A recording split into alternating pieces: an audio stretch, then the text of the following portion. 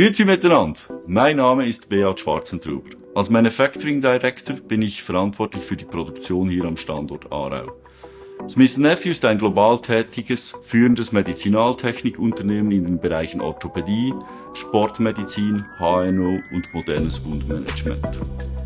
Das Portfolio umfasst ein innovatives Sortiment an Knie- und Hüftprodukten, robotergestützte und digitale Technologien sowie interne und externe Fixierungssysteme.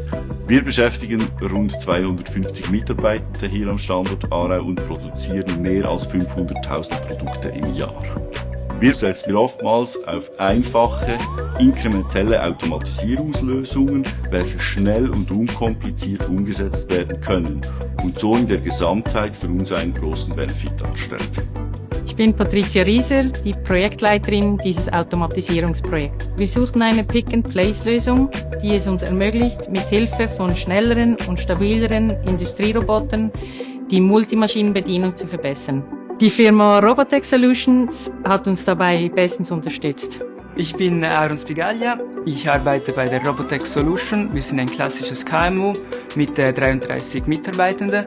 Wir entwickeln Robotersysteme nach Maß für Produktion, Logistik oder Forschung. Wir sind in sehr vielen Branchen tätig.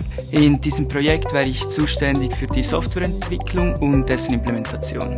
Wir arbeiten seit über 25 Jahren sehr eng mit Fanuc zusammen. Die Produkte sind sehr zuverlässig und haben einen hohen Standard. Die Werkstücke wurden bis hin von Hand in der Maschine eingelegt und wieder rausgenommen. Dieser Vorgang wurde dann ganz automatisiert. Die größte Herausforderung war, dass die Kisten mit den Werkstücken schräg wie auch auf verschiedene Höhe legen können. Wir setzen seit über 20 Jahren Fanuc-Roboter ein und sind sehr zufrieden mit der Zuverlässigkeit und Flexibilität der Systeme.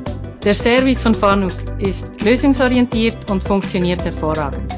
Die ganze Arbeitsraumüberwachung ist der Kollaboration zwischen Mensch und Roboter gewidmet.